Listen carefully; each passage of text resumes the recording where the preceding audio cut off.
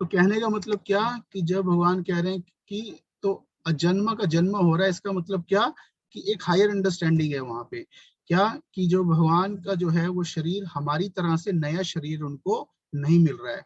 हमें जन्म के समय अपने कर्म के अनुसार एक नया शरीर मिलता है, लेकिन भगवान क्या कह रहे हैं कि अजह, इसका मतलब क्या कि उनको नया शरीर जो है वो नहीं मिल रहा है। इसका मतलब क्या कि उनका शरीर वही है जो उनका हमेशा से आध्यात्मिक स्वरूप है, उनका जो आध्यात्मिक अस्तित्व है वही है।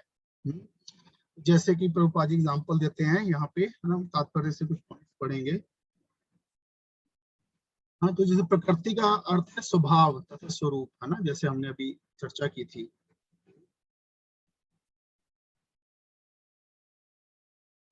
और भगवान कहते हैं कि वे अपने ही शरीर में प्रकट होते हैं, वे सामान्य जीव की भांति शरीर नहीं प्रकट करते। हाँ, तो जैसे कि अगर हम इससे पहले वाला श्लोक भी देखें, भगवान कह रहे थे कि मुझे तो सब कुछ याद है। इसका मतलब क्या हुआ कि हम तो जब शरीर बदलते हैं हम सब कुछ भूल जाते हैं, लेकिन भगवान को पिछले करोड़ों जन्म भी याद हैं, मतलब उनके प्रकट याद हैं। इसका मतलब कि उनका शरीर नहीं बदल रहा है। तो इसका मतलब क्या हुआ कि जो जब भगवान अवतरित, तो अवतार का मतलब क्या हुआ? अवतार का मतलब नया जन्म नहीं होता, अवतार का मतलब क्या था? अवतरित होना, मतलब ऊपर से नीचे आना।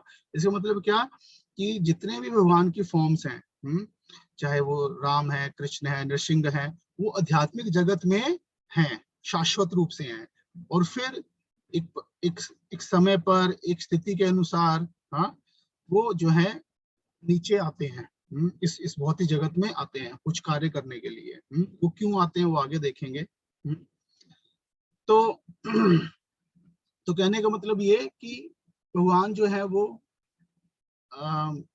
साधारण व्यक्ति की तरह से लगता है कि उनका उनका उनका जो शरीर है वो साधारण व्यक्ति के समान है और साधारण व्यक्ति की तरह जन्म ले रहे हैं, लेकिन ऐसा नहीं है। जैसे आप तत्व में बता रहे हैं, यद्यपि उनका शरीर भौतिक शरीर की मातिक क्षीण नहीं होता, फिर भी ऐसा प्रतीत होता है कि भगवान कृष्ण बालपन से कुमारावस्था तथा कुमारावस्था से तरुणावस्था प्राप्त करते हैं। किंतु आश्चर्य की बात यह है कि कभी भी वे कभी युवावस्था से आगे नहीं बढ़ते। कुरुक्षेत्र युद्ध के समय उनके अनेक पुत्र थे, और दूसरे शब्दों में वे भौतिक गणना के अनुसार काफी वृद्ध थे, फिर भी वे 20-25 वर्ष के युवक जैसे लगते थे, है ना। तो भगवान कृष्ण की जो शाश्वत उनका जो उम्र है वो है 15 साल, है ना, 9 महीने 27 दिन ऐसे करके है। तो वो उससे ज्यादा उनकी कभी भी एज नहीं होती। तो जब यहाँ पे भी थे भगवान, तब कुरुक्षेत्र युद्ध के समय उनकी काफी उम्र थी, लेकिन तब भी वो यंग नजर आ रहे थे। हमने कभी देखा है भगवान की, है ना, कि कोई वृद्ध अवस्था की कोई ऐसे हमने देखी है उनकी कोई डीटी या उनको कोई फोटो हमने कभी देखा है? क्यों नहीं होता? लेकिन हमारा शरीर वृद्ध हो जाता है। इसका मतलब हमारा शरीर भौतिक है और भगवान का शरीर क्या है? आध्यात्मिक है। लेकिन तो फिर अब प्रश्न ये उठता है कि फिर, और तो ये एग्जाम्पल यहाँ पे प्रभुपाद जी दे रहे हैं किसका, कि जैसे कि सूर्य, है ना, तो ध्यान से हम याद कर देख सकते हैं एग्जाम्पल बड़ा अच्छा है कि जैसे सूर्य का, है ना, कि जैसे जो सूर्य होता है वो सूर्य एक समय पे उदय हो जाता है, उस देर रहता है, और फिर क्या हो जाता है? अस्त हो जाता है। उसका मतलब ये तो नहीं कि हर रोज जो है एक नया सूरज बन जाता है, नया सूरज जन्म तो नहीं लेता, वही सूर्य होता है। वो सूर्य यहाँ से अस्त होता है, वो सूर्य कहीं और प्रकट हो जाता है, फिर वहां पे रहता है, अस्त हो जाता है, फिर हमारे सामने यहाँ प्रकट हो जाता है। उसी प्रकार से जो भगवान है वो अलग अलग ब्रह्मांड में, अलग अलग ब्रह्मांड में सूर्य के समान प्रकट होते रहते हैं और अस्त होते रहते हैं, प्रकट होते रहते हैं, अस्त होते रहते हैं। तो उन तो इसका मतलब क्या, भगवान क्या होते हैं? प्रकट होते हैं और अप्रकट होते हैं, ना कि उनका जन्म और मृत्यु होती है। सबसे पहले ये समझने की बात है। तो कई लोग कहते हैं ना कि, है ना, कृष्ण की मृत्यु होगी, भगवान का जन्म हो गया, तो ये भौतिक जन्म की तरह, भौतिक जन्म और मृत्यु की तरह नहीं है, क्योंकि उनका शरीर ही भौतिक नहीं है। उनका जो शरीर है वो क्या है? आध्यात्मिक है।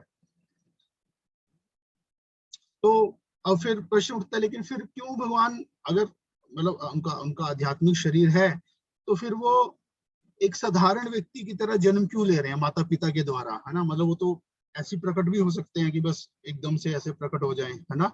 तो फिर भी वो ऐसे लग रहा है कि हाँ, यशो देवकी के गर्भ से प्रकट हुए, हाँ, इस प्रकार से आता है जैसे।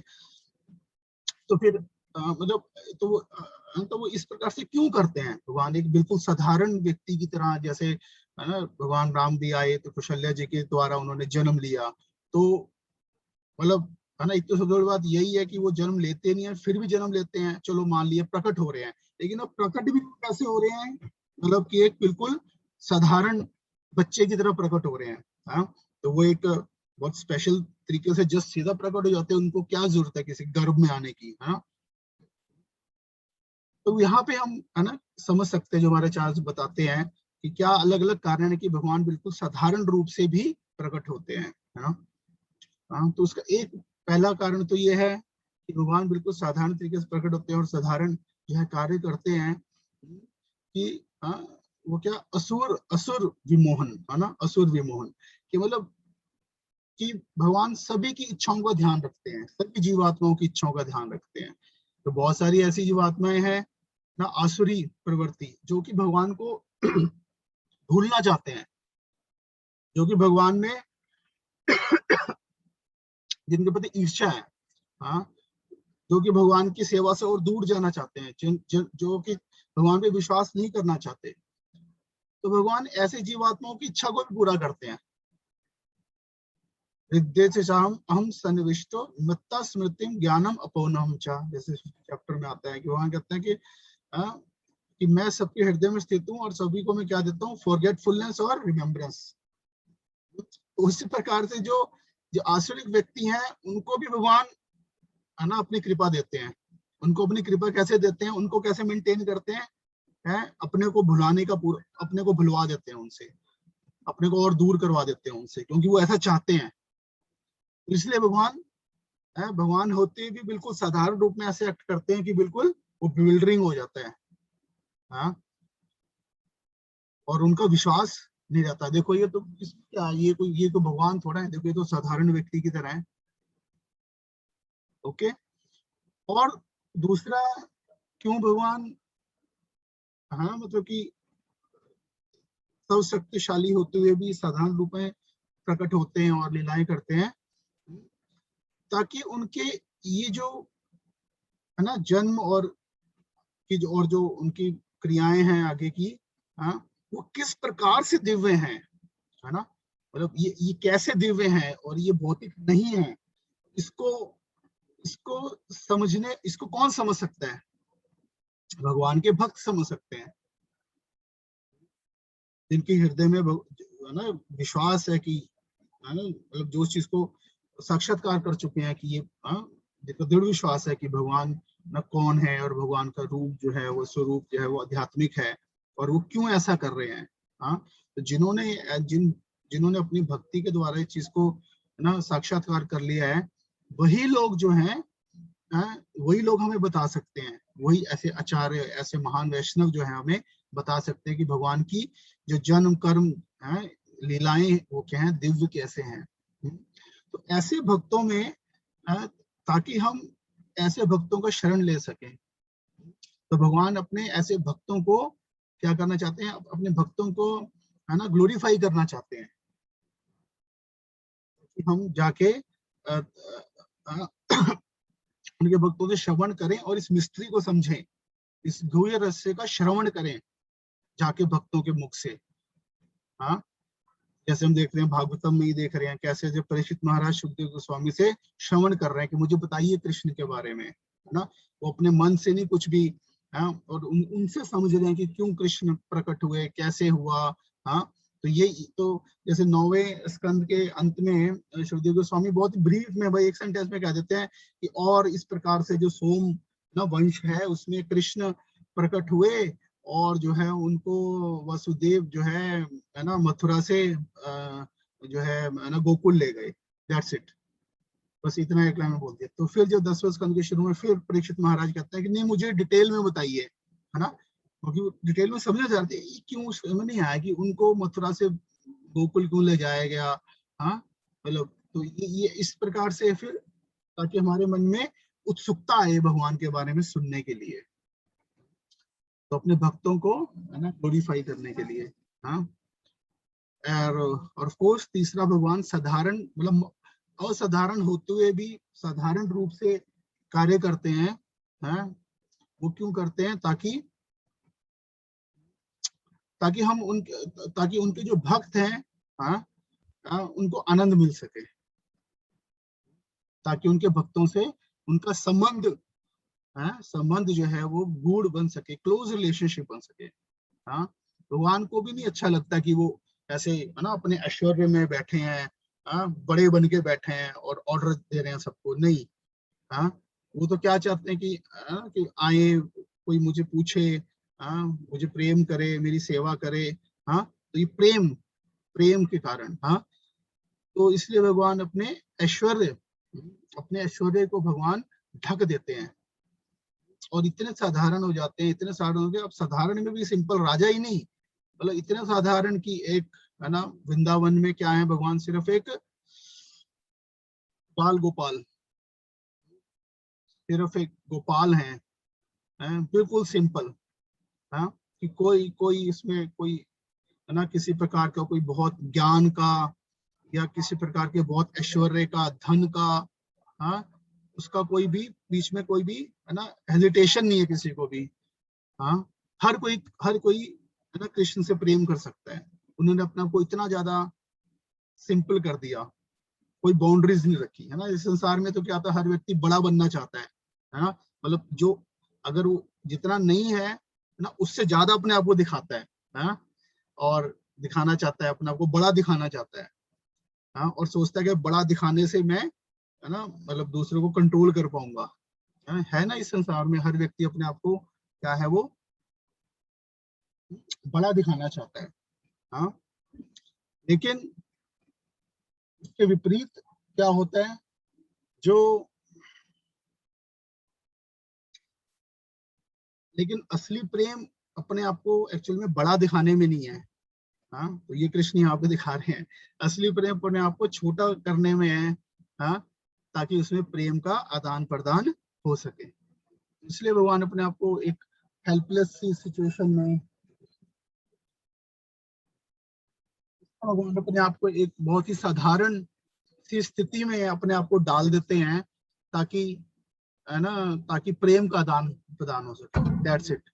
भक्तों के साथ हर कोई नहीं कर सकता, वही होता है। जैसे आसुरी होंगे, वो देखेंगे ये क्या, भगवान बैठे हैं आराम से, ये क्या रो रहे हैं, मतलब तो ये जो आसुरी आसुरी स्वभाव का व्यक्ति है, कि ये क्या भगवान है ना। लेकिन जो भक्त है, वो सोचेगा, हाय, जैसे यशोदा माता है, वो सोच रही है मुझे कृष्ण को भूख लग रही होगी, खाना खिलाना है, लाइक दैट।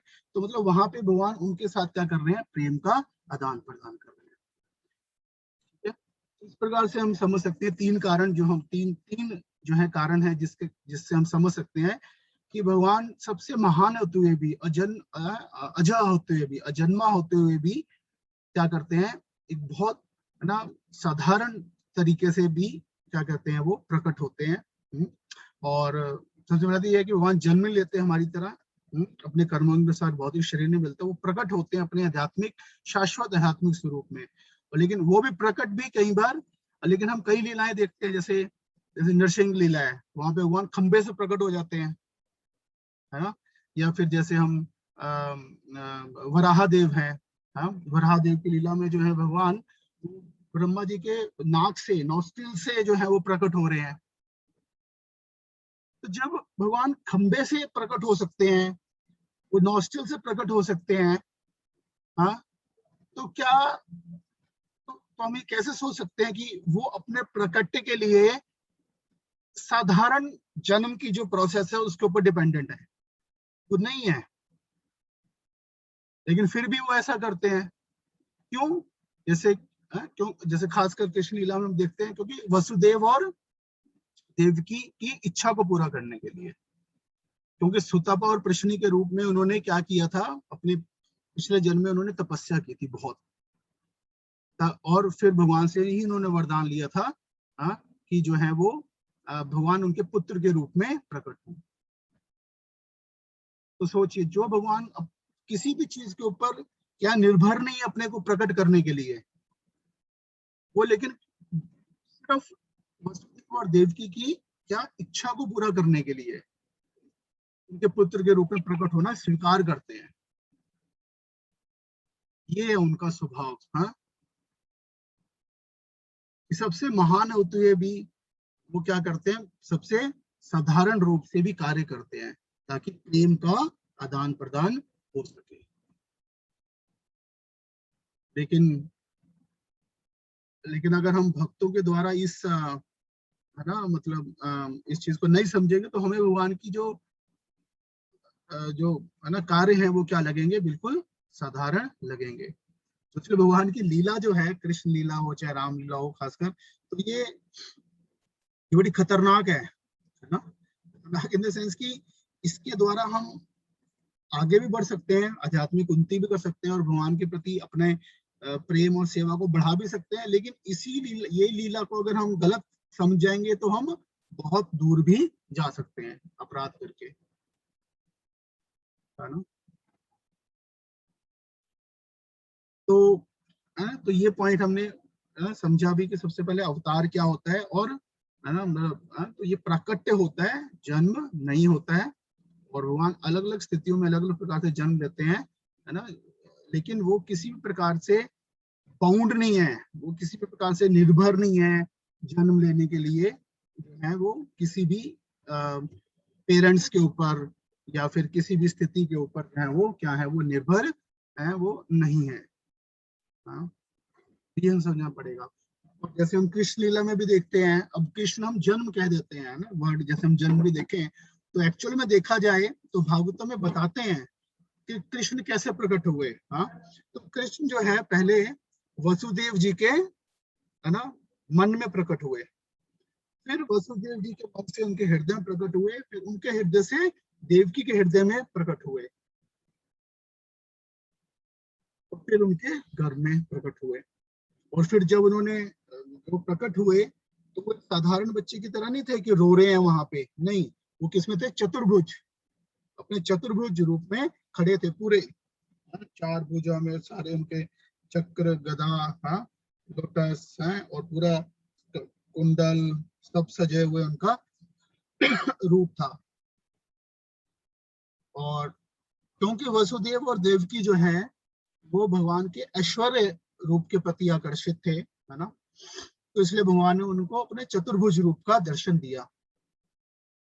हाँ, और लेकिन फिर कुछ समय के बाद फिर देवकी ने प्रार्थना की, उनको लगा कि कंस को पता चल जाएगा ये तो, कि है ना, कि क्योंकि उसको पहले ही आकाशवाणी मिल चुकी थी कि जो 8वां गर्भ है वो जो है तुम्हारी मृत्यु करेगा, मृत्यु का कारण बनेगा।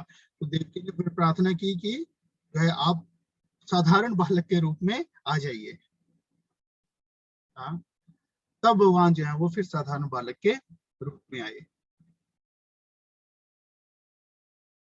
उनका जो जन्म है वो साधारण जन्म नहीं है, वो हमेशा हर स्थिति में पूर्ण सच्चिदानंद स्वरूप में अपने स्थित है वो, और हमारा हर स्थिति में वो हमारा कल्याण कर सकते हैं। तो प्रश्न उठता है कि फिर भगवान क्यों प्रकट होते हैं, तो जैसे 4.7 में आता है ना फेमस श्लोक, यदा यदा ही धर्मस्य ग्लानिर्भवति भारत अभीत्ता नाम धर्मस्य तदात्मानं सृजाम्यहम्। यहाँ पे भी वर्ड यूज हुआ है सृजन, जन्मानम नहीं कहा हुआ, सृजाम्य, हम सृजन करता हूँ, मैं प्रकट होता हूँ। कब, यदा यदा, जब जब, है ना, जब जब धर्म की ग्लानि होती है तब तक मैं क्या करता हूँ, अभित्यानाम, कि मैं क्या करता हूँ, अधर्म से, उस धर्म की प्रधानता जब हो जाती है तो मैं उनको प्रकट करता हूँ। तो कहने का मतलब ये कि ये तो स्पेसिफिक रीजन हो गए और अभी आगे आएगा, लेकिन मुख्य कारण क्या है कि भगवान क्यों प्रकट होते हैं, क्योंकि वो हमसे प्रेम करते हैं। क्योंकि वो हमसे प्रेम करते हैं। धर्म क्या है बेसिकली, है ना, धर्म क्या है, धर्म कहाँ से आता है, धर्म आता है भगवान से ना। और धर्म क्या है, भगवान के लॉज। जैसे अगर हम कहें कि इंडिया इंडिया में एक लॉ सिस्टम है ना, तो वो इंडिया में जो लॉज हैं हम सबको फॉलो करने होते हैं, वो लॉ कहाँ से आया, वो किसी ने लॉ बनाया ना, एक व्यक्ति ने लॉ बनाया और हम उसको फॉलो करते हैं। ऐसा तो नहीं हर व्यक्ति के नहीं मेरा अपना खुद का कानून है, मैं अपना खुद का कानून बनाऊंगा। मैं अपना खुद का कानून फॉलो करता हूँ। हाँ, अगर वो ऐसा सोचेगा तो क्या होगा? हाँ, तो पकड़ा जाएगा, है ना, पुलिस के द्वारा। तो कहने का मतलब है इसी प्रकार से हमारा ऑफ कोर्स एज ए जीवात्मा हमारा धर्म है भगवान की सेवा करना, लेकिन उस धर्म तक उस स्वभाव में पहुंचने के लिए, क्योंकि अब हम उस स्वभाव को भूल चुके हैं, उस स्वभाव को अपने असली धर्म तक पहुंचने के लिए हमें क्या करना है? भगवान द्वारा दिए हुए धर्म का पालन करना है। और ये जो धर्म है ये अलग अलग स्तर पे हो सकता है ना, जैसे हमने पहले पढ़ा था जब हमने शरणागति की बात की थी, सर्वधर्मान परित्यज्य, लेकिन वहां भगवान के यहाँ कह रहे हैं मैं धर्म की स्थापना करने आया हूँ, और वहां कह रहे हैं क्या कि सर्वधर्मान परित्यज्य माम एकम शरणम व्रज, कि सर्व धर्मों का त्याग करो और मेरी शरण में आओ। इसका मतलब क्या हुआ कि सबसे बड़ा धर्म क्या है? भगवान की शरण में जाना। तो भगवान अलग अलग प्रकार के धर्म देते हैं, है ना, लेकिन सारे धर्म, और वो धर्म कहाँ पे आते हैं? हाँ, वो शास्त्र में वो धर्म बताए गए हैं, लेकिन शास्त्र के द्वारा फिर उसको पढ़ के हम अपने जीवन में उतारते हैं। लेकिन समय के साथ क्या होता है ना, कि समय के साथ साथ उसमें कई प्रकार के, कई लोग जानबूझ के बदलाव कर देते हैं, है ना। तो इसलिए भगवान सिर्फ, जैसे शुरू में तो भगवान ने बताया ना कि ये ज्ञान मैं देता हूँ, तो मतलब जो धर्म है या आध्यात्मिक ज्ञान है वो भगवान से आता है, और भगवान ये भी इंश्योर करते हैं कि वो जो ज्ञान है वो अगर चलता रहे, अगर उसमें बीच में सिस्टम में कहीं प्रॉब्लम आ रही है तो वो सिस्टम को ठीक भी करते हैं। जब भगवान देखते हैं कि कहीं इस प्रकार के कुछ, है ना, नास्तिकवादी या असुरिक लोग जो हैं वो धर्म शिक्षाओं को बदल रहे हैं या गलत इंटरप्रिटेशन कर रहे हैं, फॉलो नहीं कर रहे हैं, तो फिर भगवान क्या करते हैं? धर्म की स्थापना। और हाईएस्ट धर्म क्या है? बेसिकली परम भगवान की सेवा भक्ति। हाँ, आगे क्या बता रहे हैं? परित्राणाय साधूनाम विनाशाय च दुष्कृताम धर्म संस्थापनार्थाय संभवामि। हर युग में जो है भगवान आते हैं, है ना, अलग अलग रूप में आते हैं, अलग अलग कार्य के लिए आते हैं, लेकिन जो लेकिन जो कृष्ण है ना, वो सिर्फ अवतार नहीं है, वो अवतारी हैं। मतलब जितने और सारे अवतार आते हैं सबका स्रोत क्या है? वो क्या है? स्वयं कृष्ण। जैसे भागवतम में आता है, इते चांस कला पुंसम कृष्णास्तु भगवान स्वयं इंद्रारी व्याकुलम लोके पर्यंती युगे युगे। इते चांस कला पुंसम, ये श्रीमद् भागवतम के पहले स्कंद के तीसरे अध्याय में सुखदेव गोस्वामी जो है भगवान के अलग अलग जितने है ना अवतार हैं, और उसमें सबसे पहले जो है वो उनके है ना लीला अवतारों के बारे में बताते हैं। हाँ, उसके बाद उसमें वो क्या बताते हैं? वैसे तो भगवान के असंख्य अवतार हैं, असंख्य अवतार हैं, है ना, हम गिन भी नहीं सकते, लेकिन मुख्य 10 जो अवतार हैं, 10 अवतार जैसे हमने सुना है, तो बताते हैं। और लास्ट में फिर क्या बताते हैं कि एते चांस कला पूज, जितने सारे अवतार हैं या ये तो कला है या अंश है, मतलब ये भगवान के ही मतलब एक्सपेंशन है या एक्सपेंशन के एक्सपेंशन है। कृष्णा तो भगवान स्वयं, तो कृष्णा ओरिजिनल भगवान है जिनसे ये सारे कला और अंश आए हैं। जैसे कि एक मोमबत्ती होती है, हाँ, तो एक ओरिजिनल मोमबत्ती होगी और उससे फिर हम बाकी मोमबत्तियां आगे चलाते हैं, लेकिन जो ओरिजिनल मोमबत्ती है वो ओरिजिनल मोमबत्ती है। इस प्रकार से कृष्ण से सारे अवतार जो हैं वो आते हैं, तो कृष्ण स्वयं अवतारी हैं एक प्रकार से। तो कृष्ण कब आते हैं? हाँ, तो कृष्ण आते हैं हाँ हर मनवंतर में। हाँ, तो टोटल ब्रह्मा जी के दिन में 14 मनवंतर होते हैं, तो 7वें मनवंतर के 28वें जो चतुर्युग होता है, हाँ, एक मनवंतर में जो है वो जो है 14 जो है वो चतुर्युग होते हैं, सॉरी 71, हाँ 71 71 जो है वो क्या होते हैं? चतुर्युग होते हैं, मतलब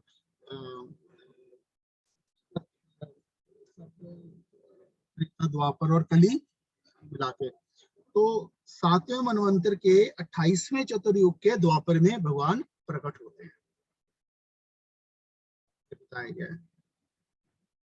उस भगवान बाउंड नहीं है कि उनको जाने जाना है ना, वो बीच में भी जरूरत पड़े तो आ सकते हैं, लेकिन साधारणता यह है कि पूर्ण कृष्ण जो है वो इस प्रकार से प्रकट होते हैं। तो कृष्ण जब आते हैं, है ना, तो ये जो कृष्ण है जो प्रकट हुए, जैसे आपसे 5000 वर्ष जो प्रकट हुए, ये पूर्ण पुरुषोत्तम भगवान है। तो इवन नारायण विष्णु तो एक प्रकार से देखा जाए तो ये प्रकट हो रहे हैं, तो ऐसे नहीं कि भगवान पहले जो यहाँ पे धरातल पे वृंदावन है एक्चुअल में, तो कृष्ण तो हमेशा वहां पे रहते हैं, लेकिन जब अवतार का समय आता है तो और जो उनके विष्णु अवतार है वो आके उनमें मिल जाते हैं। कृष्ण जो है हमेशा जो है वो अपना जो धरातल पे गोकुल है वहां पे रहते हैं। तो तो क्या बता रहे हैं, पितानाम साधुना विनाशाय च दुष्कृताम। तो देखते हैं रावण हो गया, कंस हो गया, है ना, और देखते हैं बहुत सारे इस प्रकार के असुर हैं दुष्कृत, उनको मारने आते हैं। लेकिन उससे ज्यादा सबसे इंपॉर्टेंट चीज है, भगवान किस लिए आते हैं, परित्राणायम साधुनाम, मतलब अपने भक्तों को दर्शन देने के लिए आते हैं। ऐसे भक्त जो कि भक्ति में इतने मैच्योर हो चुके हैं और वो भगवान की डायरेक्ट सेवा के लिए, उनकी दर्शन के लिए ललायत हैं, के साथ संबंध बनाने के लिए ललायत हैं, लेकिन अभी वो ना भगवान के धाम में नहीं गए हैं। हाँ, तो कुछ और भगवान के संग और सेवा के द्वारा वो और ज्यादा शुद्ध होके, ट्रेनिंग पाके, है ना, वो फिर भगवान के धाम में जाएंगे। लेकिन उससे पहले फिर भगवान जहाँ पे भी जाते हैं तो उस ब्रह्मांड में जितने भी ऐसी पुण्य आत्माएं हैं, भगवान के महान शुद्ध भक्त हैं, जिनके हृदय में क्या है, परित्राणायम साधु, तो साधु को कष्ट क्या होता है कि हाँ वो भक्ति नहीं कर पा रहा। भक्ति दो कारण से नहीं कर पा रहा, हम एक एक्सटर्नल कारणों से नहीं कर पा रहा कि आसुरी लोग नहीं करने दे रहे हैं, और दूसरा मतलब ना अंदर से हृदय से जो है वो लौल्यम है कि हाँ मैं भगवान की सेवा करना चाहता हूँ, मैं भगवान के दर्शन करना चाहता हूँ। तो ऐसे भक्तों के लिए क्या भगवान प्रकट होते हैं। जैसे कृष्ण लीला में भगवान आए तो जितने भी सारे है ना, चाहे वो गोपियां हैं, चाहे वो है ना गोपाल हैं, हाँ, वो सारे ये कोई साधारण व्यक्ति नहीं थे, ये सारे जो है महान महान भक्त थे भगवान के। बहुत सारे ऐसे देवता थे जिन्होंने, बहुत ऐसे ऋषि मुनि थे जिन्होंने तपस्या करके ना पूर्णतः शुद्ध हो चुके हैं, जिनके हृदय में भक्ति है। तो ऐसे भक्तों से क्या मिलने के लिए, ऐसे भक्तों के साथ प्रेम का दान प्रदान करने के लिए भगवान जो है वो प्रकट होते हैं। कृष्ण लीला में तात्पर्य बताते हैं कि भगवान कृष्ण मुख्यतः देवकी का उद्धार करने के लिए प्रकट हुए थे, कंस को मारने के लिए नहीं। आल्दो ये दोनों काम एक साथ हो गए, है ना। कहने वाला कि भगवान एक साथ बहुत सारे कार्य करते हैं, है ना। और इसे अवतार भी 6 प्रकार के अवतार होते हैं, पुरुषावतार, गुणावतार, लीलावतार, सप्ताविश अवतार, मनवंतर अवतार और युगावतार। कृष्ण क्या है, वो लीला अवतार है। पुरुषावतार क्या है, भगवान के 3 पुरुष अवतार होते हैं। हाँ, कृष्ण से आते हैं कौन, महाविष्णु, और फिर उनसे गर्भदक्ष विष्णु, फिर क्षीरोदक्ष विष्णु आते हैं। गुणावतार में जो ब्रह्मा विष्णु महेश हैं, 3 गुणों में जो भगवान के अवतार होते हैं वो ये होते हैं।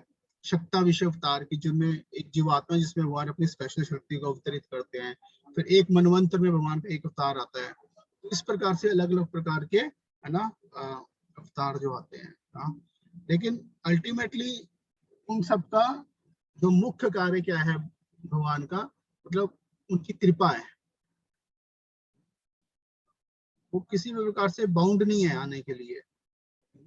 उसका मुख्य कारण क्या है, सिर्फ अपनी कृपा के कारण, क्योंकि वो हमें प्रेम करते हैं, वो चाहते हैं कि हम उनकी धर्म का पालन, का मतलब वही है कि धर्म का पालन करने से हमारा मन शुद्ध होगा, हमारे हृदय में प्रेम आएगा, भक्ति आएगी, और फिर हम उनकी सेवा करके भगवान के धाम जाएंगे।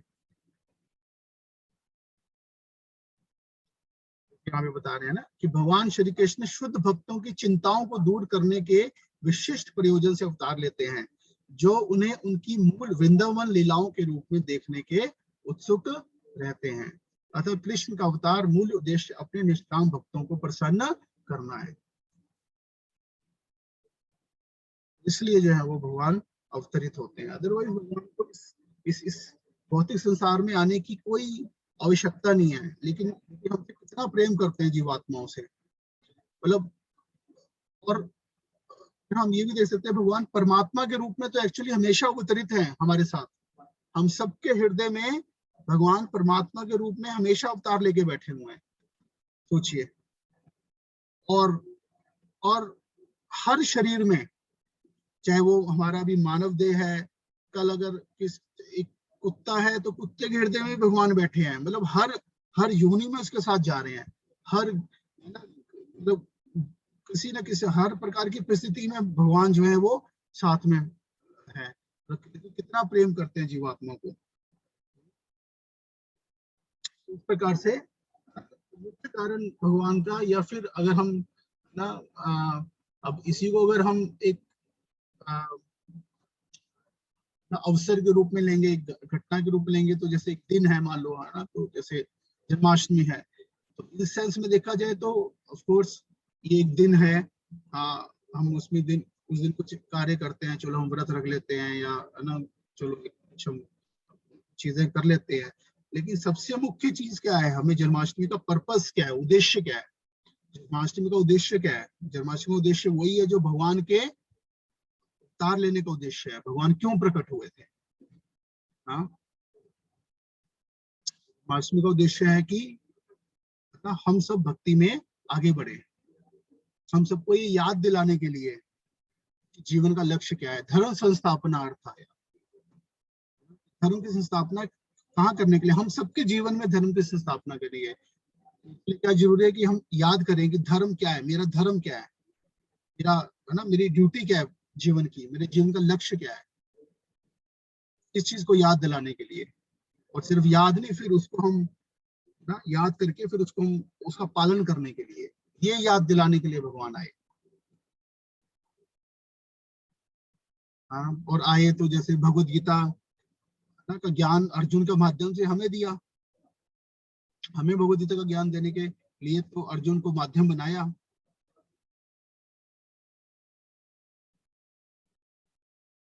ये है ना, ये उद्देश्य है भगवत गीता है ना, जन्माष्टमी का, याद करना कि क्यों कृष्ण प्रकट हुए, भगवान हमसे कितना प्रेम करते हैं।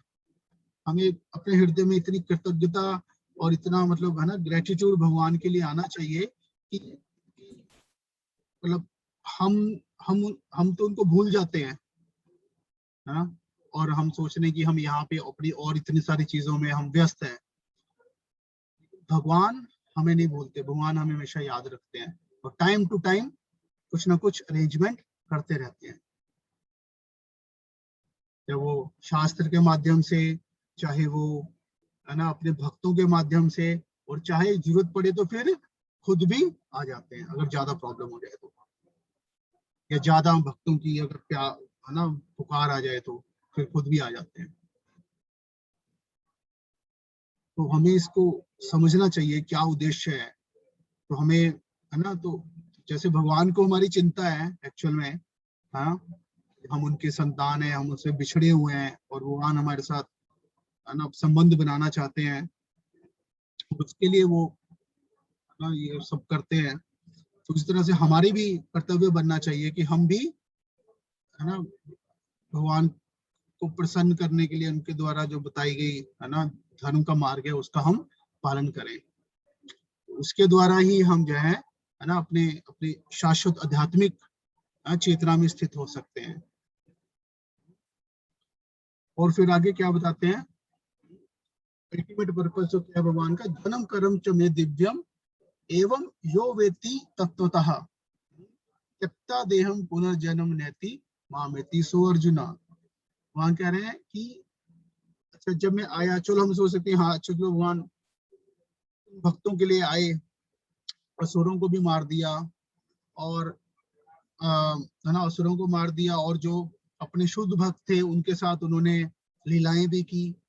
हाँ, लेकिन हमारे, लेकिन, हाँ, तो लेकिन फिर ना, हमारे लिए उसमें क्या है? हम ना, उससे हम कैसे फायदा उठा सकते हैं भगवान के उस प्राकट्य का? हम कैसे फायदा उठा सकते हैं उसमें हमारे लिए क्या है? हाँ, उसमें हमारे लिए क्या है? तो भगवान क्या कह रहे हैं कि जन्म कर्म च में दिव्यम। तो भगवान कह रहे हैं कि जो मैं प्रकट होता हूँ और जो मैं कार्य करता हूँ, उसको बोलते हैं लीला, है ना।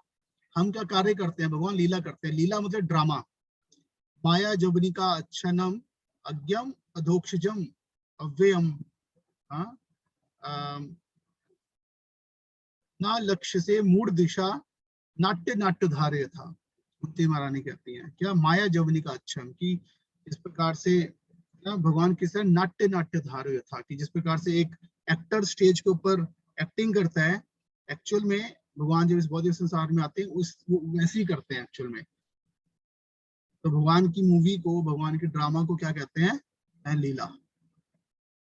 लेकिन हम ड्रामा नहीं कर रहे हैं, हम बाउंड है, हम कर्मों के द्वारा बंधे हुए हैं। हमारे जीवन में हमारे कंट्रोल के बियॉन्ड जो है ना घटनाएं हो जाती हैं, जन्म मृत्यु जरा व्याधि चलता रहता है जो कि हमारे कंट्रोल से बाहर है। तो भगवान आते हैं जन्म कर्म च में दिव्यम जो वेति तत्वता। तो मतलब क्या कि जो भगवान के जन्म कर्म को दिव्य को समझ जाता है, और तो तो भगवान आते हैं तो मतलब वो अपने जन्म कर्म की क्या छोड़ के जाते हैं, हमारे लिए लीलाएं छोड़ के जाते हैं। और जब उन लीलाओं को हम भगवान की सुनते हैं, भक्तों के द्वारा उनका श्रवण करते हैं, उससे क्या होता है, हमारे हृदय में भगवान के प्रति क्या है, प्रेम श्रद्धा है, वो जागृत होती है। और फिर जब उस श्रद्धा के साथ फिर आगे बढ़ते हुए भगवान की सेवा करते हैं, तो फिर क्या बता रहे, तक्ता देहम पुनः जन्म नैति मां मेति सो अर्जुन। तो फिर तक्ता, ये देह त्याग के पुनः जन्म नैति, फिर हमारा दोबारा जन्म नहीं होता, मां मेति सो अर्जुना, वो मेरे पास आ जाता है। कहना मतलब ये कि भगवान के प्रकृति का जो अल्टीमेट पर्पज है क्या, कि हम सबको भगवान अपनी दिव्य सुंदर लीलाएं देके जाते हैं, कृष्ण लीला देके जाते हैं, ताकि उस लीला का हम श्रवण कर सकें। और उसका श्रवण करने से क्या होगा, श्रवणम श्रुतम स कथा कृष्णा पुण्य श्रवण कीर्तनम। तो जैसे बताते हैं भागवतम के पहले स्कंद के दूसरे दिन में बताते हैं श्रवतम स कथा कृष्णा। तो कृष्ण की जो कथा है वो क्या है, पुण्य श्रवण कीर्तनम। ये कोई साधारण कोई स्टोरीज नहीं है। तो देखने में स्टोरी लग रही है क्योंकि भगवान ने इसलिए स्टोरी बनाया क्योंकि हम सबको स्टोरी सुनने की आदत है। भगवान ने इसलिए अपनी स्टोरीज बनाई है, इस तरह से एक्ट किया कि स्टोरी बने, इस तरह से डेली कुछ ना कुछ है ना ऐसे एडवेंचरस काम भगवान करते थे, क्योंकि हम सबको आदत है ना, आते हैं ना मूवी देखने जाते हैं, अच्छा कौन सी नई मूवी आई है, अच्छा हॉरर है, अच्छा इससे तो बड़ी एडवेंचरस लग रही है। हाँ, इंटरेस्ट जागता है ना, या कहेंगे नहीं यार ये तो कोई आर्ट मूवी है, क्या बोरिंग है यार, मतलब कौन देखने जाएगा। हाँ, तो इस तरह से भगवान ये अपनी लीला को क्या बनाते हैं, इंटरेस्टिंग बनाते हैं। नहीं तो क्या था, वो आते हैं कंस को मार के चले जाते हैं, बस खत्म, है ना। लेकिन हर हर हर स्टेप पे कुछ ना कुछ एक उसमें ट्विस्ट है, टर्न, ऐसे एक स्टोरी डायरेक्टर होता है ना, वो डालता है ना कि अच्छा ऐसे नहीं, सिंपल स्टोरी लाइन नहीं, इसको घुमा के बाद में पर्दा रहस्य खुलेगा, है ना। ये तो सिंपल भी हो सकता था, भगवान आते प्रकट होते कंस को मार देते, बस खत्म। नहीं, कैसे वो पहले हुए, फिर मथुरा से पहले वृंदावन गए, फिर वहां पे रहे, फिर वहां से मथुरा गए। हाँ, तो मतलब क्या पूरा इंटरेस्टिंग स्टोरी लाइन उन्होंने दिया। क्यों? क्योंकि भगवान को पता है हमें वही आकर्षित करता है। जब फिर हम श्रवतम स्वकथा कृष्णा पुण्य श्रव कीर्तन, ये जो स्टोरी है भगवान की स्टोरी जो हम सुनते हैं भक्तों के माध्यम से, शास्त्र से, भागवतम से, ये क्या है, पुण्य श्रवण कीर्तनम। पुण्य मतलब कि क्या, ये क्या है, आध्यात्मिक पुण्य मिलता है इनसे हमें। हमारा और क्या होता है, श्रवतम स्वकथा कृष्णा पुण्य श्रवण कीर्तनम हृदय भद्रानी विधनोति सुहर्षतम। हाँ, तो हृदय में बैठे जो भगवान है, जो वो देखते हैं कि है ना, कि इतनी उत्सुकता से मेरी लीलाओं के बारे में सुन रहे हैं, तो क्या होता है, विधनोति सुहर्षतम, विधनोति मतलब धो डालते हैं हमारे हृदय में जितने काम क्रोध लोग कलमश जो है उनको धो डालते हैं, और हमारा हृदय क्या हो जाता है, स्वच्छ हो जाता है। तो कहने का मतलब ये क्या, कि तो जन्माष्टमी से हमें क्या मिला, बेसिकली भगवान की लीला, कृष्ण लीला भगवान छोड़ के गए जाते हैं, राम लीला, कृष्ण लीला, अपने जन्म कर्म की, है ना, कार्यों को छोड़ के जाते हैं ताकि हम उसका श्रवण करके शुद्ध हो सके। तो उनके महारानी भागवतम के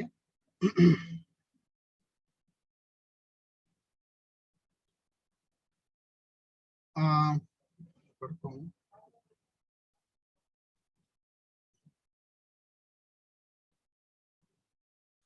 कुंती महारानी यहाँ पे भी भागवतम के पहले स्कंद के 8वें अध्याय में कुंती महारानी की शिक्षाएं जो हैं, प्रार्थनाएं जो हैं, वहां पे यही बात कह रही हैं।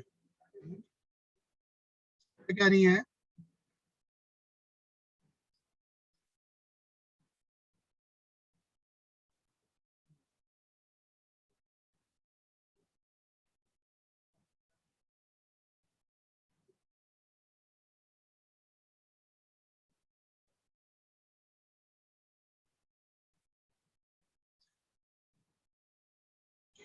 कि भगवान क्यों प्रकट होते हैं। केचित, केचित मतलब कि कुछ लोग केचित अहु, हाँ, केचित अहुर अजम जातम, हाँ, अजम यहाँ भी वही वर्ड यूज कर रहे हैं, है ना, अजन्मा जो है वो क्यों जातम, वो क्यों उत्पन्न होते हैं, पुण्य श्लोकस्य कीर्ति, कि जो पुण्य आत्माएं हैं, हाँ, तो उनकी कीर्ति का विस्तार करने के लिए, जैसे मान लो युधिष्ठिर महाराज है, पांडव है, हाँ, तो उन्होंने क्या किया, भगवान ने पांडवों को, युधिष्ठिर महाराज को राजा बनाया, उनकी कीर्ति स्थापित की अपने भक्तों की। यदु यह कहते हैं, तो कुछ कहते हैं कि जन्मा का जन्म पुण्य आत्माओं की कीर्ति का विस्तार करने के लिए हुआ है। कुछ कहते हैं कि आप अपने परम भक्त राजा यदु को प्रसन्न करने के लिए जन्मे हैं, आप उसके कुल में इसी प्रकार प्रकट हुए हैं जिस प्रकार मल्य पर्वत में चंदन होता है। और फिर क्या कह रहे हैं, अन्य लोग कहते हैं क्योंकि वसुदेव और देवकी दोनों ने आपके लिए प्रार्थना की थी, अतएव आप उनके पुत्र के रूप में जन्मे हैं।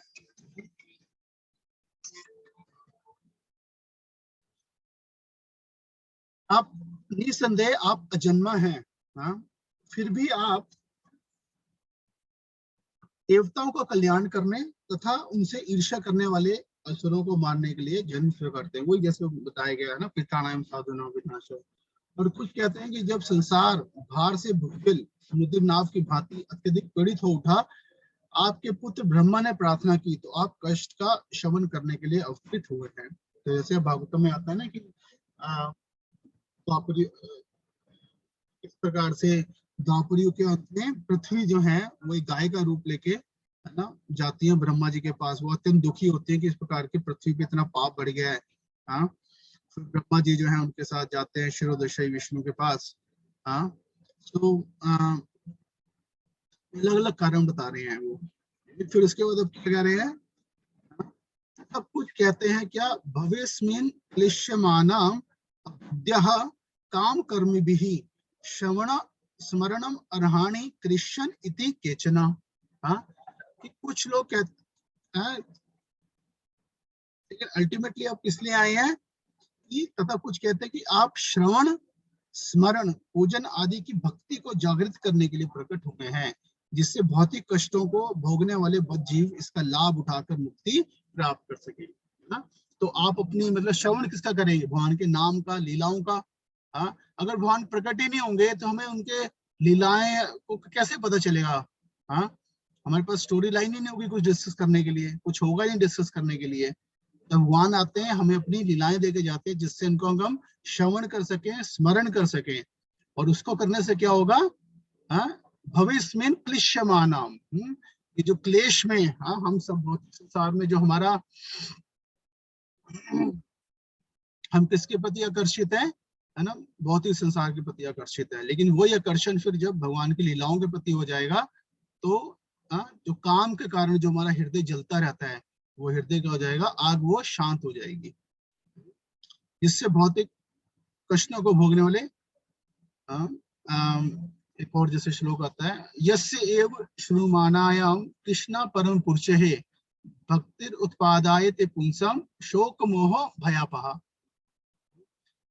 तो क्या बता रहे हैं यहाँ पे कि यस्य एव श्रुमानायाम, कि जो भी बड़े ध्यान से सुनता है भगवान के बारे में, जैसे कृष्ण परम पुरुष है, कृष्ण के बारे में सुनता है, तो उससे क्या होता है, भक्ति उत्पाद आए थे पुंसम, उसके हृदय में भगवान के प्रति भक्ति उत्पन्न हो जाती है। और क्या, शोक मोह भयापहा। और दूसरे एंड पे क्या होता है, शोक और भय, इसका मुख्य कारण क्या है, भौतिक आसक्ति। भौतिक आसक्ति के कारण हम भयभीत रहते हैं, भौतिक आसक्ति के कारण हम शोक में रहते हैं, जो चीज नहीं मिलती जिससे हम अटैच्ड होते हैं हम शोक में चले जाते हैं, और जो चीज के बारे में हम, है ना, चिंता करते रहते हैं, आसक्त होते हैं, मिलेगी नहीं मिलेगी, तो शोक मोह और मोह, भयापह। और भी एक जगह बताते हैं, एताति आतुर चित्ता नाम मात्र स्पर्शा इच्छाया मुहु भव सिंधु पल्लवो दिष्टो हरिचार्य अनुवर्णनम। हाँ, तो क्या बताते हैं कि एताति आतुर चित्ता नाम, आतुर चित्त, आतुर समझ रहे हैं, हमेशा एंजाइटी में रहना, आतुर रहना, मन, है ना, कि मन कभी भाग रहा है, इधर भाग रहा है, उधर भाग रहा है, 100 चीजों के बारे में हमेशा एंजाइटी में रहता है, चिंतन में रहता है। हाँ, तो एताति आतुर चित्त, हाँ, आतुर चित्ता नाम। और क्यों रहता है आतुर चित्ता नाम, क्यों रहता है? मात्र स्पर्शा इच्छा या मुह, क्या कि मात्र स्पर्श, स्पर्श मतलब इंद्रियों के विषय के स्पर्श में लाने के लिए, हाँ, इस इच्छा के कारण।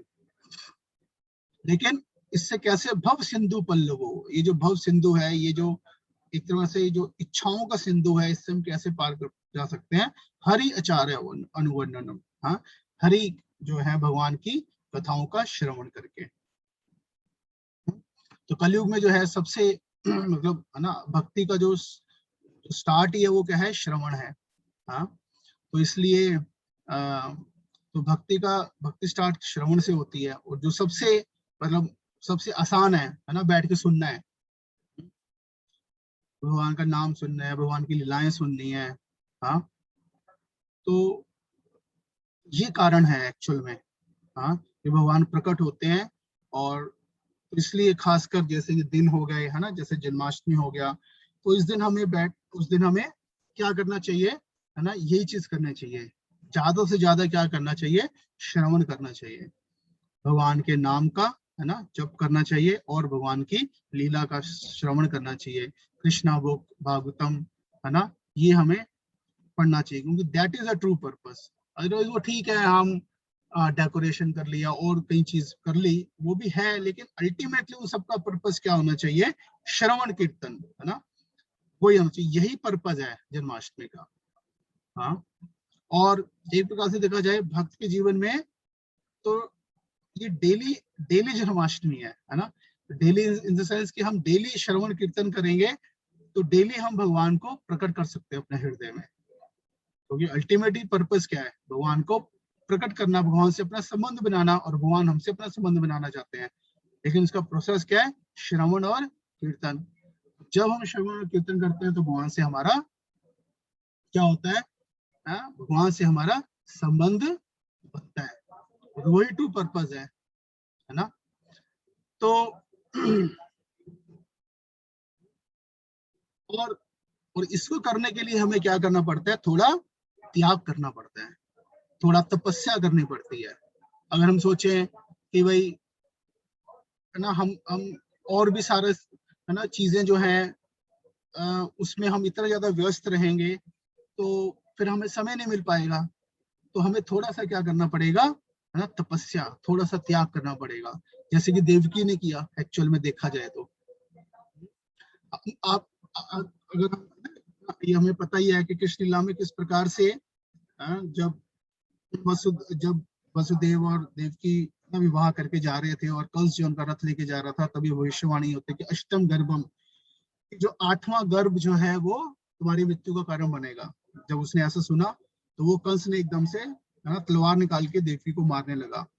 फिर वसुदेव जी ने कई प्रकार से, है ना, मतलब क्योंकि उनका धर्म था अपनी पत्नी का रक्षा करना, उन्होंने कंस को, है ना, मनाना चाहा कि वो किसी प्रकार से उसको ना मारे।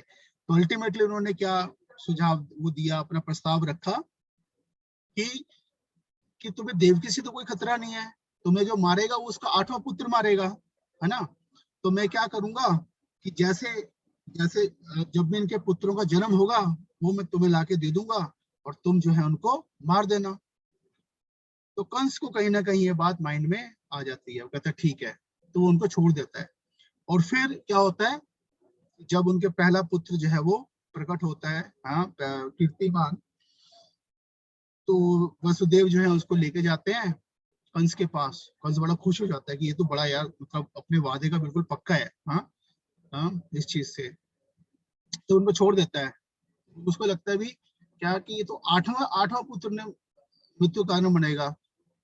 लेकिन फिर भी जो भी है, फिर नारद मुनि वहां पे आके, है ना, कंस को कहते हैं कि नहीं हो सकता, कोई भी पुत्र तुम्हें मार सकता है। क्यों? क्योंकि नारद मुनि चाह रहे थे कि किसी भी प्रकार का, है ना, देवकी और वस्तु में प्रेम ना आए, सॉरी देवकी का कंस के प्रति, क्योंकि उसने उनके पुत्र को छोड़ दिया, तो देव के हृदय में कंस के प्रति की, है ना, ज्यादा प्रेम ना आ जाए, और तो जिसके कारण कि वो, है ना, मतलब ना चाहे कि कंस ना मरे।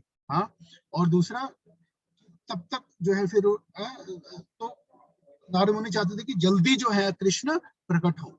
हाँ, तो इसलिए फिर कंस को समझ आता है कि हो सकता है कि कोई भी बालक होते तो उसको बालक को बुला के वो पहले को भी मार देते हैं। इस प्रकार से वो, है ना, 6 पुत्रों को मार देता है। तो जो 6 पुत्र हमारे आचार्य बताते हैं, एक्चुअल में ये 6 पुत्र हैं, हमारे अंदर जो 6 मुख्य अनर्थ हैं, काम, क्रोध, लोभ, मोह, मत्सर, हाँ, तो इसको भी दर्शाते हैं, क्योंकि वो मारीची के पुत्र थे। वो जो 6 बच्चे पहले जिनका वध हुआ कंस के द्वारा, वो कौन थे? मारीची के पुत्र थे, जिनको श्राप मिला था, और अब वो कालनेमी, मतलब कंस पिछले में कालनेमी था, उसके द्वारा मृत्यु प्राप्त करके वापस अपनी स्थिति में चले गए। मारीची के पुत्र थे, और मारीची क्या है? वो मन का, मारीची कौन है? वो मन के इष्ट हैं, मतलब, तो इसलिए तो मन तो कहने का मतलब ये कि पहले ये जब तक 6 मुख्य जो हमारे अनर्थ हैं, हाँ, जब ये जाते हैं, फिर उसके बाद जो है कृष्ण प्रकट होते हैं। लेकिन पहले लेकिन इन 6 जो हमने देखा पुत्रों को कष्ट हुआ, तो पहला पुत्र मारा, लेकिन उसके बाद भी देवकी और वसुदेव ने अपने क्या किया, है ना, उन्होंने अपने कर्तव्य को पालन किया, अपने कर्तव्य को पालन करते रहे। किस आशा में? कि कृष्ण 8वें जो, है ना, पुत्र होगा वो कृष्ण होंगे। अगर वो ऐसा ना करते तो, है ना, मे बी रुक जाते वो कि ठीक है, नहीं अभी हम अपने इस पुत्र को नहीं मरते, इसलिए हम और पुत्र नहीं करेंगे ताकि, है ना, उनकी मृत्यु ना। नहीं नहीं, उन्होंने क्या किया? त्याग किया। देवकी ने त्याग किया, किस लिए? कि कृष्ण प्रकट हो सके, जल्दी से जल्दी कृष्ण प्रकट हो सके। इसके लिए वसुदेव और देवकी दोनों ने कष्ट उठाया, और फिर जब कृष्ण 8 प्रकट हुए, तो उसी प्रकार से हमें भी क्या करना है? श्रवण और कीर्तन के द्वारा पहले अपने अनर्थों को क्या करना? अनर्थों से मुक्त होना है। फिर उसके बाद जो है, उसके बाद भी सीधा कृष्ण प्रकट हुए थे। पहले बलदेव जी प्रकट हुए, बलराम जी प्रकट हुए, जो सेवा, जो कि भगवान की सेवा के व्यक्तित्व हैं, सेवा को दर्शाते हैं। सेवा होती है, फिर सेवा के द्वारा भगवान प्रकट होते हैं, प्रेममयी सेवा के द्वारा भगवान प्रकट होते हैं। भक्त्या मामा भी जानती यावन चाचस्मि तत्वता, तो भक्ति के द्वारा भगवान जो है वो प्रकट होते हैं, प्रेममयी सेवा के द्वारा भगवान प्रकट होते हैं। तो कहने का मतलब जन्माष्टमी और हमें क्या बता रहा है कि किस प्रकार से हमें भगवान की, है ना, मतलब सेवा, हाँ, तो सेवा के लिए कष्ट उठाने के लिए भी तैयार रहना चाहिए, त्याग करने के लिए तैयार रहना चाहिए, अपने पर्सनल, है ना, अपने पर्सनल प्लेजर का, अपने पर्सनल हैप्पीनेस का त्याग करना चाहिए, हाँ, भगवान की सेवा के लिए, जिसके द्वारा भगवान प्रकट होते हैं, ना। तो इसलिए हमें श्रवण, कीर्तन, सेवा, हाँ, इसके द्वारा जो है हमें अपने आप को शुद्ध करके भगवान से अपने संबंध को हम, है ना, स्थापित करें। यही कारण है, भगवान जो है वो, है ना, प्रकट हो, है ना, हुए, और लेकिन, है ना, तो लेकिन कलयुग में भगवान नाम के रूप में प्रकट हुए, कलिकालिक कृष्ण रूप में, नाम कृष्ण अवतार। हाँ, तो जो नाम है वो कृष्ण का अवतार है कलयुग में। हाँ, और चैतन्य महाप्रभु भी अवतरित हुए इसको देने के लिए। हाँ, तो इसलिए हमें जो है कलयुग में जो भगवान का नाम है, इसको हमें इसकी सेवा करनी चाहिए, नाम की सेवा करनी चाहिए। हाँ, इसलिए भक्तों के जीवन में ये, है ना, जन्माष्टमी का बहुत स्पेशल है। उस दिन हमें बैठ के इस चीज के ऊपर बहुत मनन करना चाहिए कि क्या हमारे जीवन का लक्ष्य है, भगवान हमसे क्या चाहते हैं, भगवान क्यों प्रकट हुए, हाँ, और हमारा क्या कर्तव्य होना चाहिए जीवन में, और उस कर्तव्य को हम फिर संकल्प लें अपने जीवन में, है ना, कुछ संकल्प बनाएं कि आज से हम ना, अब हम नेक्स्ट जन्माष्टमी तक है ना, इतना हम भगवान का नाम लेंगे, इतनी सेवा करेंगे, इतना हम भगवान के बारे में सुनेंगे, कृष्णा बुक पढ़ेंगे, भागवतम पढ़ेंगे, है ना, फिर नेक्स्ट जन्माष्टमी में भी अपने और बढ़ा देंगे उसको। हाँ, तो इस प्रकार से, हाँ, कृष्ण जो है प्रकट होंगे, हमारे जीवन में कृष्ण प्रकट होंगे, ना, यही मुख्य उद्देश्य है। हाँ, तो है ना, तो इसी उद्देश्य से हम स्मरण करें और मनन करें, अपने जीवन के लक्ष्य के बारे में मनन करें।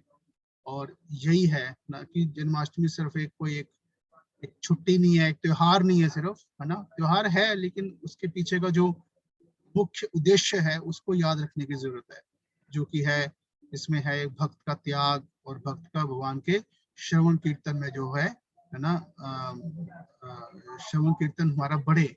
यही यही भगवान के अवतारित होने का ना कारण है। इसको हम याद रखते हुए, है ना, इस प्रकार के अपने जीवन लक्ष्य प्रति हम सारे, है ना, आगे बढ़ सकते हैं। तो यही मुख्य श्लोक थे जिसके बारे में आज हमने, है ना, भगवत गीता से चर्चा की, भगवान के अवतार से संबंधित, है ना।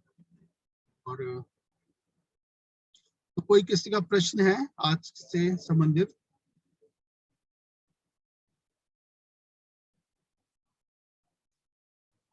तो कल आप सभी फिर उत्साह से, है ना, कुछ तपस्या करेंगे, उपवास रखेंगे, नाम जप करेंगे और कृष्णा बुक पढ़ेंगे।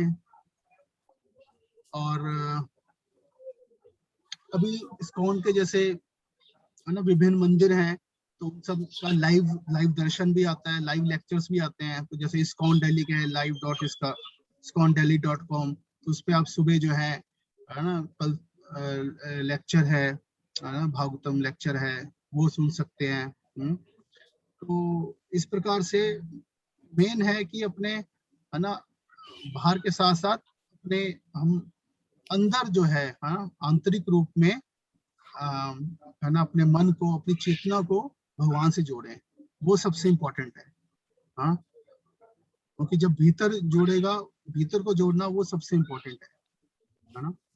और वो जुड़ेगा जब हम ध्यान पूर्वक नाम लेंगे, ध्यान पूर्वक भगवान के बारे में ना पढ़ेंगे, सुनेंगे भक्तों के संग में, और कुछ सेवा जब हम करेंगे।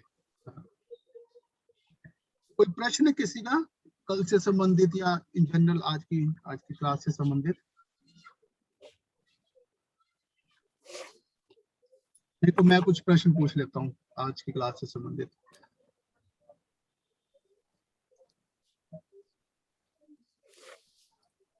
ओके, तो मैं रिक्वेस्ट करूंगा सबसे, आज हमने जो भी चर्चा की, तो एक स्मॉल पॉइंट, जस्ट 1 मिनट में, मतलब एक पॉइंट हर कोई शेयर कर सकता है, क्या पॉइंट हमने आज, है ना, क्लास में हमें इम्पोर्टेंट लगा या जिसने आपको इंस्पायर किया, है ना। तो मैं स्टार्ट करूंगा यहाँ फर्स्ट से। आरती माथुर माता जी, आपको हरे कृष्णा प्रभु। हरे कृष्णा। आज की क्लास से पॉइंट शेयर करना चाहेंगे? नहीं, कोई पॉइंट नहीं है मेरा। कोशिश कीजिए एक पॉइंट, कोई भी, सारे सब याद कर लीजिए आज की क्लास से, कोई भी एक पॉइंट, कुछ भी जो आपने सुना उसमें से। भगवान अजन्मा है, इनका कभी जन्म नहीं होता। हाँ जी। और जैसे हम आम आदमी तो हम अपना पास्ट भूल जाते हैं, लेकिन भगवान अपना करोड़ों वर्ष का भी वो नहीं भूल पाते हैं। हाँ, तो फिर हमने चर्चा की भगवान अजन्मा है लेकिन जन्म लेते हैं, तो इसका मतलब क्या हुआ, इसका फिर अर्थ क्या हुआ? मतलब प्रकट होते हैं वो, उनका प्रकट होता है जी। हाँ, उनका प्राकट्य होते हैं अपने आध्यात्मिक शरीर में ही, आध्यात्मिक स्वरूप में। आध्यात्मिक शरीर में। हाँ जी, वेरी गुड, थैंक यू माता जी। मनीता शिवानी माता जी।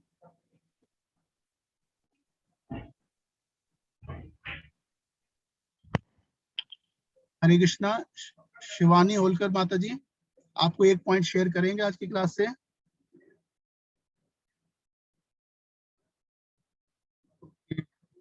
नेक्स्ट अभिनंदन यादव एंड उषा देवी माता जी, आप कोई पॉइंट शेयर करेंगे आज की क्लास से? हरे कृष्णा महाप्रभु। हाँ जी, हरे कृष्णा। हरे कृष्णा। आज मैं फर्स्ट बार ही ज्वाइन किया हूँ प्रभु जी। अच्छा अच्छा, हाँ, तो आप कुछ एक पॉइंट शेयर कीजिए प्लीज आज की क्लास से। कुछ भी एक पॉइंट जो आपको ध्यान है, कुछ जो आपने सुना।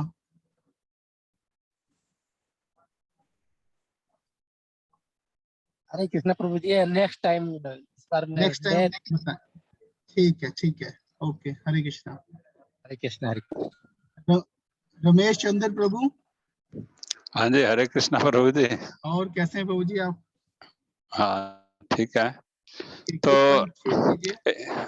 हाँ, तो इसमें इन्होंने बताया कि भाई भगवान के जो जन्म कर्म है वो दिव्य हैं हाँ, और भगवान के बारे में अगर हम जान लेते हैं, हाँ ठीक जी, है, तो जानकारी लगते हैं और अपने आप को उनकी सेवा में लगाते हैं, तो फिर हाँ, हमारे को पुनर्जन्म बार बार नहीं आना पड़ेगा। हम भगवान के हम्म, धाम को, जो हमारे जीवन का लक्ष्य है, उसको हाँ जी। प्राप्त कर सकते हैं। यही इन त्योहारों का भी महत्व है, इन दिनों का भी महत्व है। इन दिनों भगवान को जानने का मतलब क्या? एवं यो वेति तत्वतः, तो भगवान को जानने का मतलब कि भक्तों के द्वारा भगवान को जाने, कि अगर वो कोई कार्य कर रहे हैं तो वो ऐसा क्यों कर रहे हैं, है ना? क्योंकि हम तो साधारण सोचते हैं, क्योंकि हम सोच रहे हैं, क्योंकि हमारे मन में काम होता है, हमारे मन में लोभ होता है, तो हम सोचते हैं हाँ दूसरा व्यक्ति भी वो इसी कारण कर रहा है, तो भगवान ही शायद इसलिए कर रहे हैं। लेकिन जब हम तो भगवान को जब जानेंगे कि वो कई कार्य किस तरह कर रहे हैं, कि तो अल्टीमेटली हमें यही समझ में आएगा कि भगवान कोई भी कार्य कर रहे हैं वो प्रेम का कारण कर रहे हैं।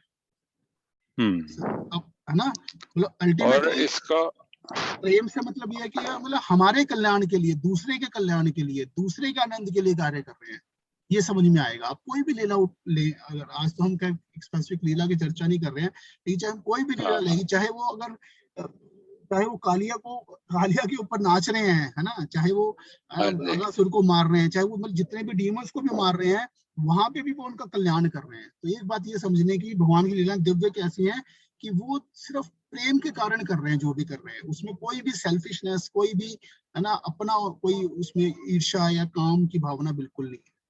जब हम इस चीज को समझ जाएंगे तो हमें समझ में आएगा एक्चुअली कि भगवान कितना प्रेम करते हैं, हमें कोई व्यक्ति कितना प्रेम कर सकते हैं। तो हम भगवान के स्वभाव को समझेंगे कि वो कितने लविंग है एक्चुअल में, तो फिर हम उनसे प्रेम करने लगेंगे एक्चुअल में।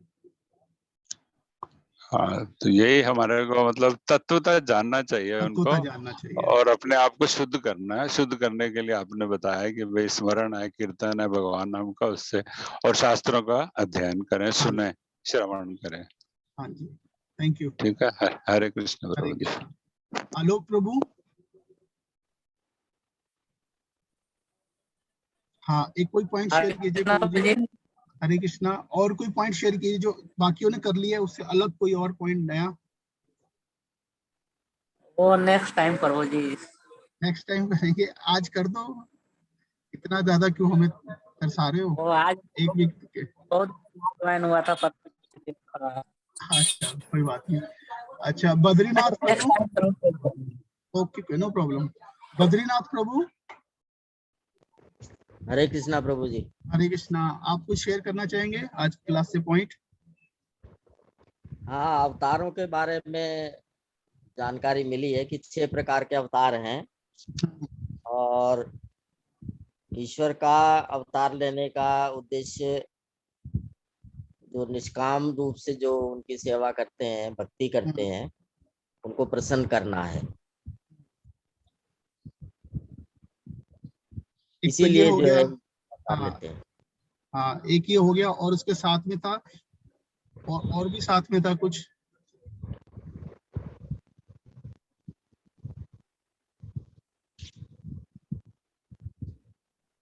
ठीक है, ये हो गया। अब हम नेक्स्ट आगे किसी और से पूछेंगे। विपुल प्रभु, हरे कृष्णा प्रभु जी। हरे कृष्णा। तो प्रभु जी ने एक बताया कि हाँ कि वो अपने शुद्ध भक्तों को आनंद देने के लिए आते हैं, और हमारे लिए क्या देने के लिए आते हैं, हमारा कल्याण कैसे होता है? हम धर्म की संस्थापना करने के लिए, हमें मार्गदर्शन करने के लिए आते हैं कि फॉर एग्जांपल कैसे प्रैक्टिकल, कुछ एक प्रैक्टिकली कैसे इन्होंने किया हमारा मार्गदर्शन? जैसे धर्म की संस्थापना, जैसे कि महाभारत काल में कृष्ण के रूप में आए वो, तो स्वयं भगवान के रूप में वो वहाँ पे आए हैं। ठीक है, इसके अलावा डिफरेंट उन्होंने अवतार लिया है, तो अवतार में हर अवतार का एक कुछ ना कुछ उद्देश्य होता है उनका, किसी विशेष प्रयोजन के आते हैं। जैसे कि मान लीजिए कपिल मुनि के रूप में आए तो सांख्य दर्शन का जैसे संस्थापना करने के लिए आया उन्होंने। ठीक है, नरसिंह देव के रूप में आए तो बताने के लिए आए कि भगवान सर्वव्यापी हैं, कण कण में भगवान है, भक्तों के कथन को सिद्ध करने के लिए आए। तो इस तरह पॉइंट यहाँ पर इसे में आज जो एक मेरा है, ये कृष्ण यहाँ पर आपने एक शब्द कहा, कृष्ण अवतार नहीं अवतारी है। हाँ हाँ ठीक है, तो ये जैसे कि एते चांस कला पुंस हाँ भगवान स्वयं, हाँ जी हाँ जी। तो यहाँ पे एक मेरा भी है कि भगवान कृष्ण को अगर आप मान लीजिए कहिए कि मतलब ऐसे सब कुछ कृष्णमय है, सब कुछ कृष्ण है। हाँ हाँ उनका बाल रूप भी कृष्ण है, हाँ अवस्था भी कृष्ण हाँ है, हाँ जो भी अवस्था है सब कृष्ण है। तो एक हाँ है जो भगवान का ओरिजिनल के रूप में, फॉर्म के रूप में देखे हुए। लास्ट लाइन क्या बोली आपने प्रभु जी? ऐसे भगवान कृष्ण को एक ओरिजिनल फॉर्म जो है कि किस अवस्था के रूप में भगवान से हम प्रेम करें। ओके हाँ, तो जितने विष्णु तत्व हैं, है ना, तो विष्णु तत्व में लॉर्ड राम हो गए, नरसिंह भगवान हो गए, है ना, कृष्ण हो गए। अब कृष्ण में भी द्वारका कृष्ण है, मथुरा कृष्ण है और वृंदावन कृष्ण है ना। तो जो हाईएस्ट वर्शिप है एक्चुअल में तत्व में सभी बराबर है, हाँ, लेकिन रस में जो है वो हाईएस्ट जो है वो गए हैं वृंदावन कृष्ण, राधा श्याम सुंदर, है ना, राधा माधव जो कि वृंदावन में है। तो that is the highest worship. तो हमें जैसे उनका उनका स्वभाव जो जैसे कि एक कृष्ण है जो एक 16 वर्ष युवक है, मतलब हमेशा नव युवक है, इवन उनकी हाँ, आयु भी मतलब हाँ मतलब जैसे जैसे गौड़ीय परंपरा में चैतन्य महाप्रभु ने जो हमें वर्शिप दिया है वो Radha Krishna worship is the highest worship, है ना। तो एटलीस्ट दैट इज आवर साध्य। तो हमारे जो साध्य हैं, हमारे जो ईष्ट हैं वो है ना वृंदावन, राधा रानी और कृष्णा। वो श्लोक एक्चुअली एक नहीं है, नव किशोर युवक की तरह हमेशा वो रहते हैं, उसको अगर थोड़ा सा व्याख्या कर दें। कौन सा वाला श्लोक है? कि 16 वर्षीय मतलब नव युवक की तरह हमेशा शाश्वत मतलब हमेशा रहते हैं। मुझे अभी एकदम से ध्यान नहीं आ रहा है श्लोक, मुझे एकदम से ध्यान नहीं आ रहा है, मैं चेक कर लूंगा श्लोक, है ना। बट मतलब हमारे लिए जो साध्य है, जो चैतन्य महाप्रभु ने हमें साध्य दिया है ना, वो साध्य यही है कि जो किशोर कृष्ण राधा रानी के साथ हैं, दैट इज द रसा में हाईएस्ट है वो। हरे कृष्णा प्रभु जी। हाँ जी माता जी। प्रभु जी, ये कृष्ण जी के 3 जो भाई थे तो वो किसके मतलब पुत्र थे? काम, क्रोध, लोभ, मोह ये सब हमारे शरीर में रहते हैं। ये माता जी मारीची मुनि के, हाँ ये मारीची मुनि के पुत्र थे ये, और इनको ब्रह्मा जी ने श्राप दिया था एक्चुअल में, जिसके कारण उनको इस प्रकार से उन्होंने जन्म लिया देवकी के गर्भ में और फिर कंस द्वारा मारे गए। ये भागवतम में आती है कथा ये। ठीक है, हरे कृष्णा। और कोई शेयर करना चाहेगा कोई पॉइंट जिसने नहीं बोला? उमा माता जी जी। हाँ, कोई पॉइंट शेयर? हरे कृष्णा माता जी, कोई पॉइंट शेयर करना चाहेंगे आप क्लास से? एनी वन पॉइंट, कोई भी जो आपको सुना, आपने याद आ रहा है आपको, कुछ भी जो आपको लगा कुछ आपके लिए? कुछ नहीं, मुझे तो बस सुनना अच्छा लगता है और हरे कृष्णा बस। ठीक है, ओके, थैंक यू। हरे कृष्णा। शिवानी माता जी आप बताइए।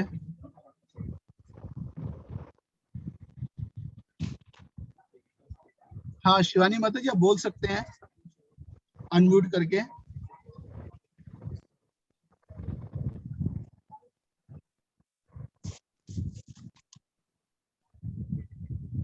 आपकी आवाज नहीं आ रही है शिवानी माता जी।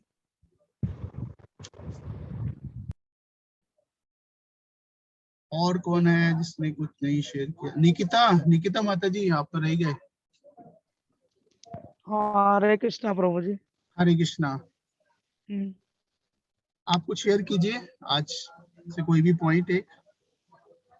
मैंने प्रभु जी पहली बात तो आधी से ज्यादा क्लास मिस कर चुकी हूँ मैं।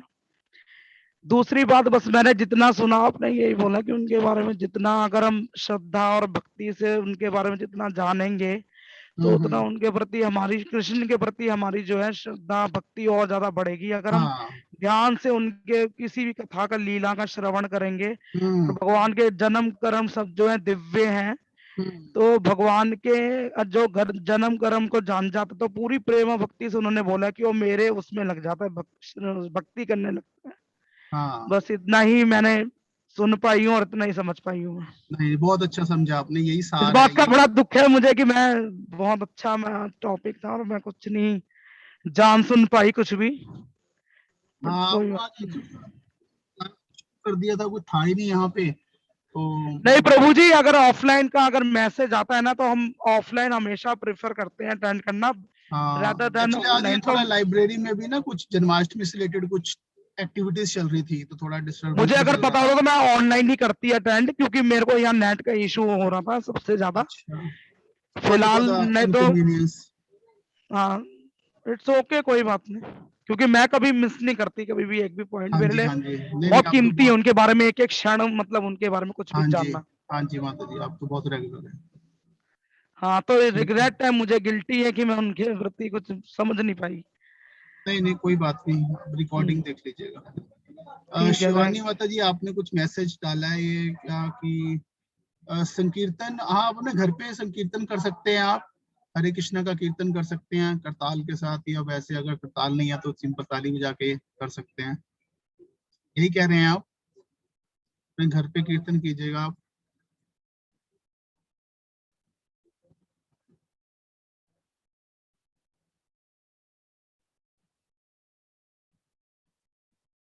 ठीक है, तो कल दर्शन तो टेंपल में मतलब जनरल पब्लिक के लिए ओपन नहीं होंगे, सिर्फ सिलेक्टेड है ना लोगों के लिए रहेंगे, और जो कुछ सेवाएं करेंगे उन्हीं के लिए। तो बट कोई ऐसी इसमें दुख वाली बात नहीं है ना, हम घर पे रहते हुए भी श्रवण कीर्तन करते हुए भगवान का स्मरण कर सकते हैं।